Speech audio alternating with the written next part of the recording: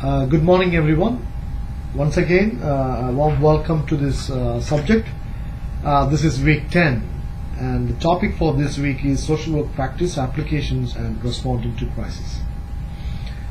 I have already uploaded lots of resources, readings, and some links for you to watch on LearnJCU.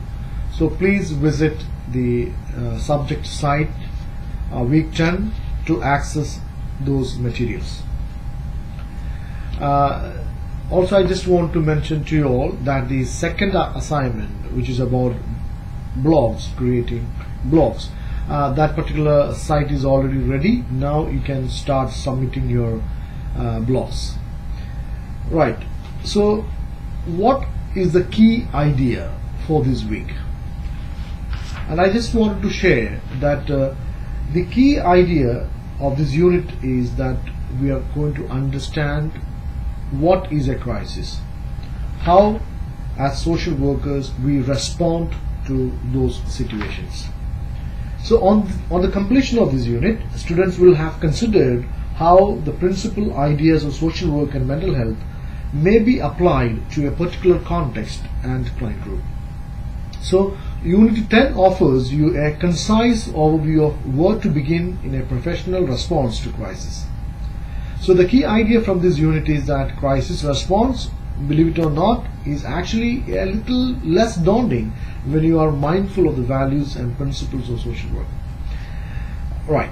So in this particular unit, you will come across many situations where you are required to respond as a social worker. So some of the key points that I want to cover in this week is, maybe if you can take your notebook and start writing or reflecting on these particular points will be useful. Number one, what is a crisis?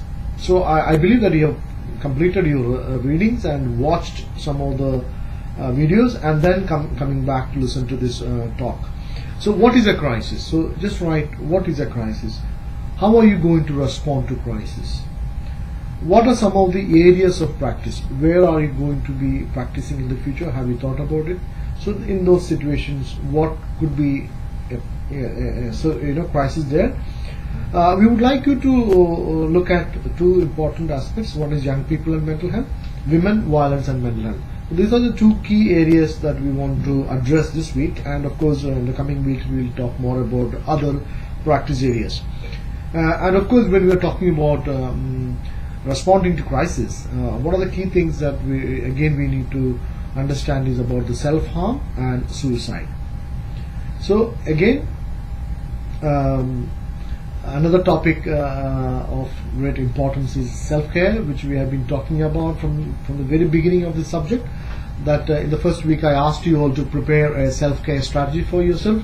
So it's time for you to kind of review and especially look at how those self-care strategies can be useful in in dealing with crisis situations, and how you can take care of yourself so that you are better equipped to respond to crisis situations.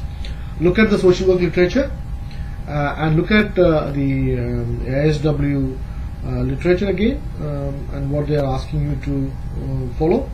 And of course, the ultimate question is, how am I going to practice? Could I please ask you all to reflect about this now? What is a crisis? How am I going to respond? And am I really prepared to respond to a crisis? What are my strengths? How can I build on my strengths so that I can effectively respond to a crisis? Or think about those areas where you really need some more support, some more training.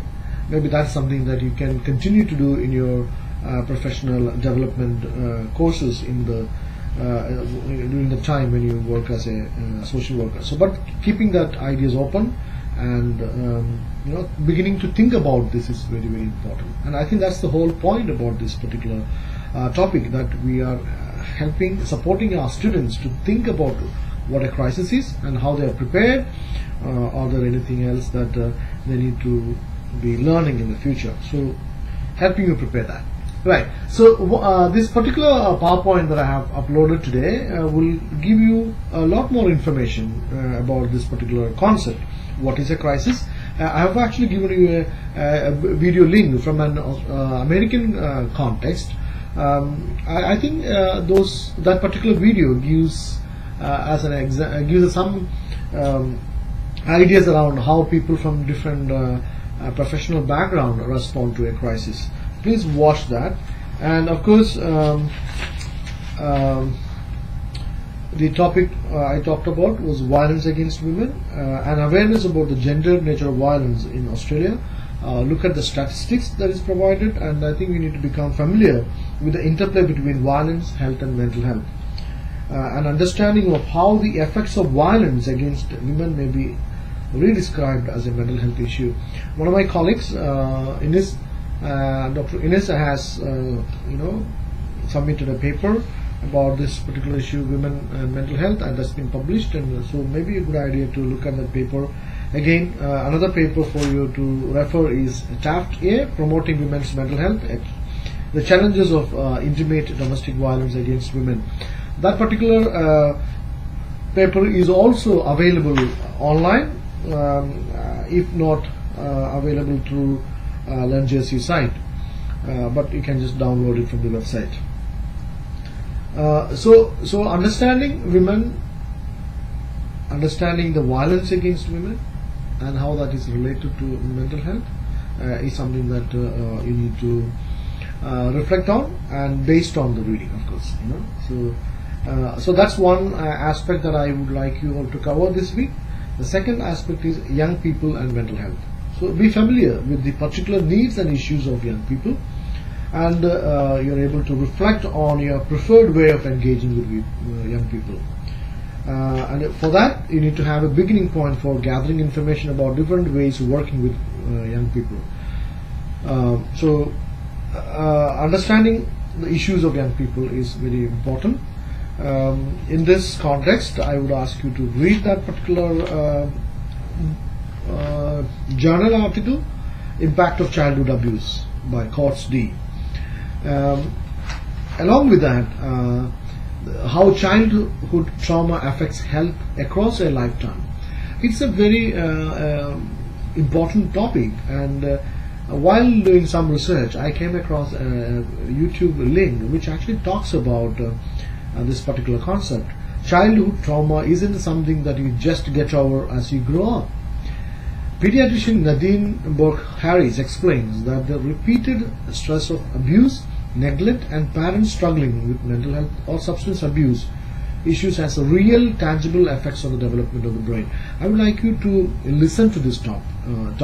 It's really inspiring one, and I think it's also related to the discussions we are having this week. Another link that I have provided is about young 6 Australian women who talk about their stories of managing their own mental health and share their coping mechanisms. I think it's a good idea to listen to those stories, and of course the main idea is that we want to respond to crisis. So when we look at this particular topic, this particular unit actually begins with a discussion on the kinds of crisis situation you may come into contact with within your work as a social worker. So maybe that's why I asked you to reflect on where you're going to work, how are you going to be prepared, and what are the situations that might demand you to respond.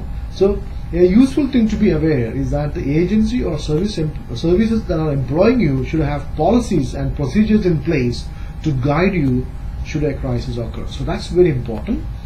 So the first thing is understanding the context, understanding the situations where you are required to respond. That's number one. Number two is the agency there where you're working will have some policies around it. So look at that policy. And third one is during the orientation period for a new position, you can ask your supervisor about the expectations on you in relation to a mental health crisis. There are referral services used and the options for debriefing after the crisis. Very important one, that you need to really have an opportunity to debrief after the crisis. So what does crisis involve? in mental health sector. Crisis issues you may be expected to respond to are often related to concerns that someone with mental illness may harm themselves or someone else as a result of the effect of mental illness. So suicide is an important situation that requires social work support, which includes that you really need to understand what are the concerns regarding this suicide, self-harming behaviors you need to understand. So once you are able to understand what is a suicide, how this is going to, how this is actually discussed in the discussions with a client. So it's important that you really need to respond. And I think the slides that I have provided you in the PowerPoint presentation should give you some ideas around how you need to respond to those situations. So if the intention to suicide is stated, please remember any mention of suicidal thoughts or behavior should be taken seriously. And I would ask you to look at that particular slides, around 3 to 4 slides. So I'm only giving you some guidelines here. So look at that slides and also read the paper by Stewart where they talk about suicidality, interpersonal trauma, and cultural diversity. There is also a website which talks about suicide, and it provides you an intervention model. This website is also provided in the PowerPoint presentation, which is called Assist. So please look at that site. And of course, as I mentioned, self-care is something important. Please look after yourself, revisit the strategies that you have planned for yourself, and of course there is a reflection task for you. Now that is some discussions that happened this week must have created some kind of thinking in you, or you may have been forced to reflect on it. I want to direct your attention to this. Discussions about the gendered nature of violence often bring up a range of emotions and feelings. Did you find yourself experiencing particular feelings during the subject material? If yes, take a moment to write about those feelings, what they were. If not, why do you think that this topic did not push any particular buttons for you? Write a bit about this. So in your you don't need to share this with anybody, but just reflect about this. And I think it's a good idea to write. So that's the end of this particular session. I only wanted to give you a few directions so that you can access this material in a meaningful way and you can use them very effectively in your work. So to summarize, this week we are talking about responding to crisis, social work practice applications. Important thing to consider is what is a crisis, how am I going to respond, what are the policies of the organization where I will be working, how I will be using that policies to respond to a crisis, what is the training that I require, how am I prepared, what are my skills, etc., etc. So please look at those things, and again look at those two contexts that I talked about: women and mental health, youth and mental health.